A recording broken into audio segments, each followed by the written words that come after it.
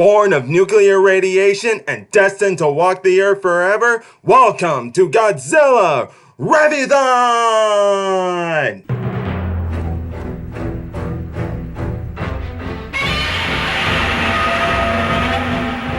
What's up, YouTubers of the world? Mega Geek Mexa here, ready to give you guys the 20th installment to the Godzilla franchise, and Godzilla vs. Mechagodzilla 2. Now, this, guys, is one on my top 5 list of Godzilla films. It's one of my top 5 favorites. Seriously, guys, this film doesn't get as much credit as it should. I understand in the part when people say they don't like it because it relies too heavily on the beam actions and the monster battles. I do agree on that, but still, the story of this film and how it's all structured and some of the characters are pretty likable in it. It's great, but what also makes it great is that even though Godzilla's the villain in this film, you are on his side because you know, even though he's destroying the city, he's not doing it because he hates humans. He's just doing it because he's trying to get to his main objective.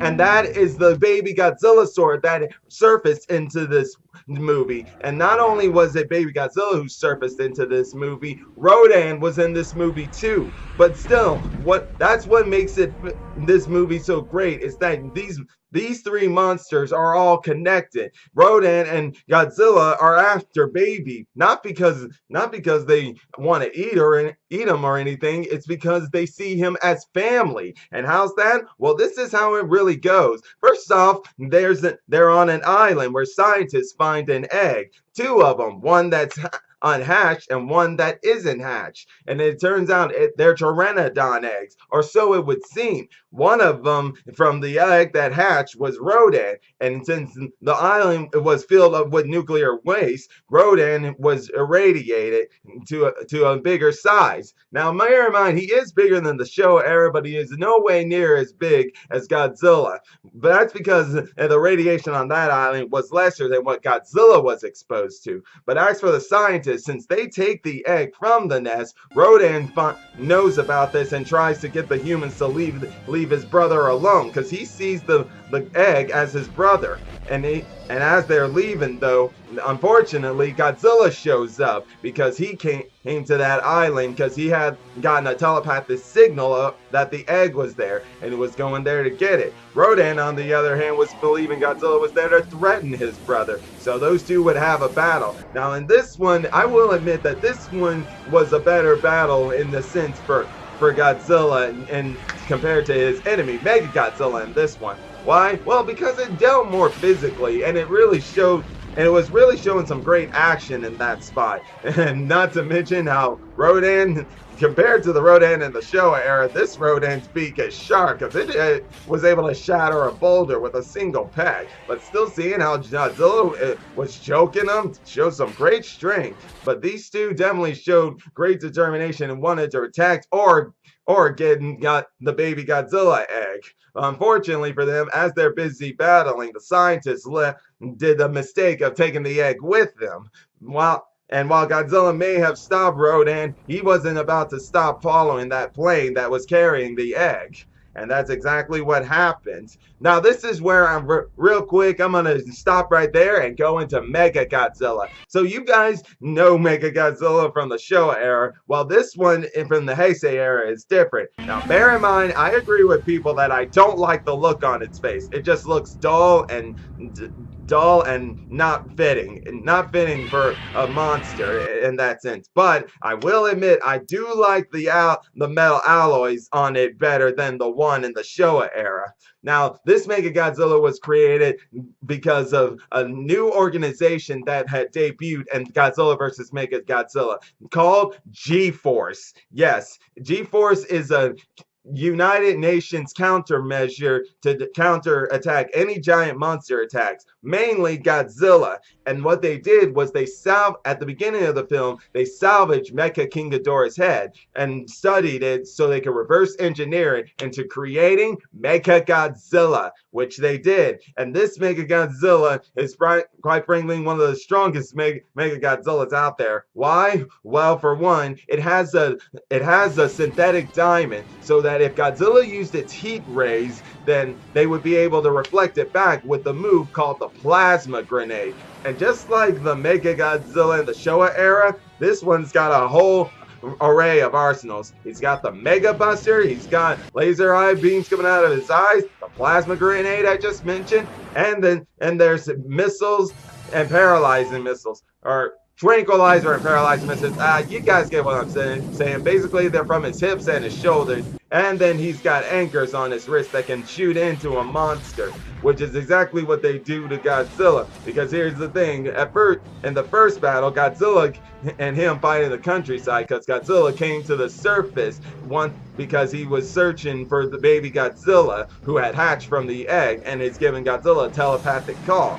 And during that battle, at first Godzilla was having a hard time, but when it came to that shocking, Godzilla, you guys know his nuclear pulse. Well, he uses it in a very different way this time, and it is beautifully done.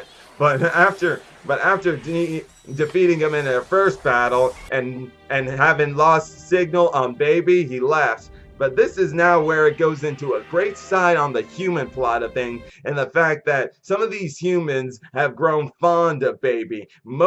Two of them in particular are a girl named Azusa, who Baby imprinted on as the mother, and then there's Mechgodzilla. You all know Mechgodzilla. She debuted in Godzilla vs. Violante, and she had been appearing in all the Godzilla films since then. Godzilla vs. King Ghidorah and Godzilla vs. Mothra. Although in those two, she played more of a supporting role. In this one, she plays more of a central role in things. For one, it's because of Baby Godzilla that her subconscious feelings for Godzilla had come to the surface. And when I say come to the surface, because in the movie she says she's changed her mind on fighting Godzilla, but the thing is, she's always subconsciously had feelings for Godzilla. She's always subconsciously liked him. It wasn't until Baby came around that she's now realizing about her subconscious feeling. Why? Well, the example is in two clips here from the previous film, Godzilla vs. Mothra.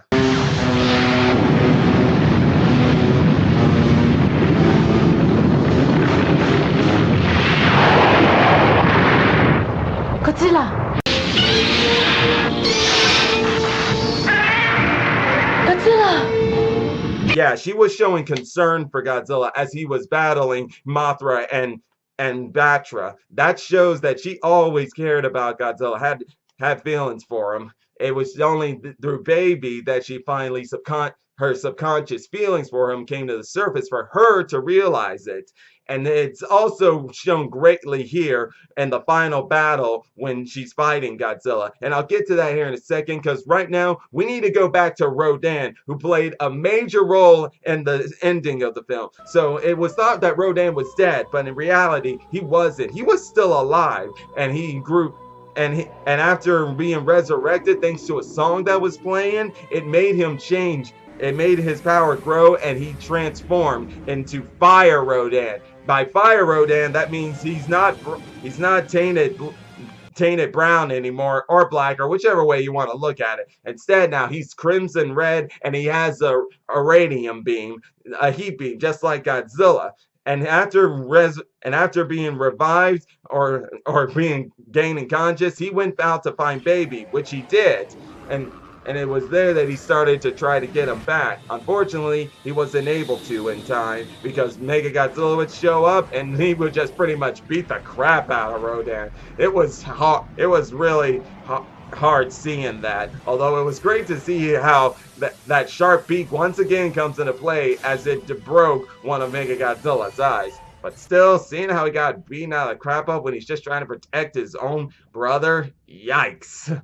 But this is now where we're going to go into Godzilla and Mechgodzilla and their second battle with each other. You see, when the military had the Godzillasaur Baby, they studied his anatomy and found out he has a second brain in his hip, and they felt that's would be the same thing with Godzilla, and it was true. That's what he has there, and it was there that Mickey was to be using her psychic powers to locate it, and she did, but she had hesitations, but she still went through it in the end, and they did cripple him, Yeah, and they did cripple him. Although, even though she did succeed, she wasn't proud of herself. I think, if I'm not mistaken, I even saw a tear in her eyes when she after what she did there. But this is now where Rodan came into the picture again. How's that, guys? Well, all it is this. Rodan was going after his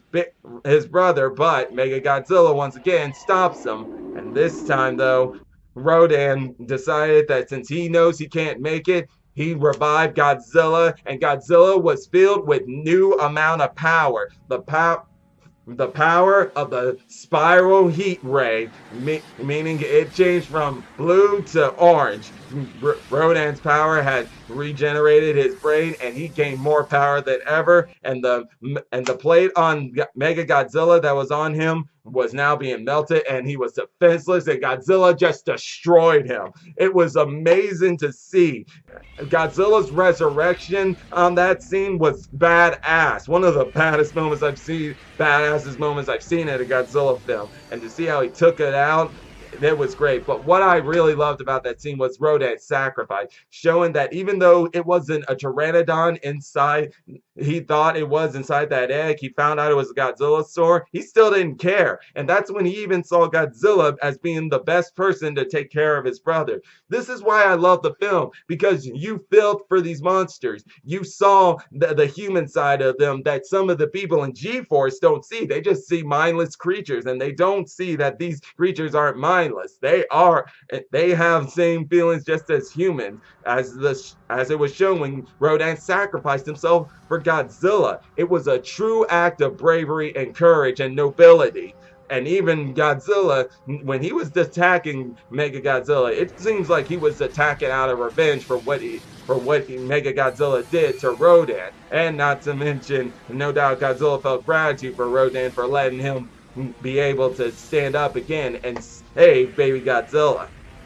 Because that's exactly in the end what happened. BabyGodzilla would end up going out to sea with Godzilla, where they would begin their new home. And that is exactly what Godzilla vs. Mechagodzilla is. And I've already pretty much explained it straight off the bat on why I love this film, why it's one of my top favorites.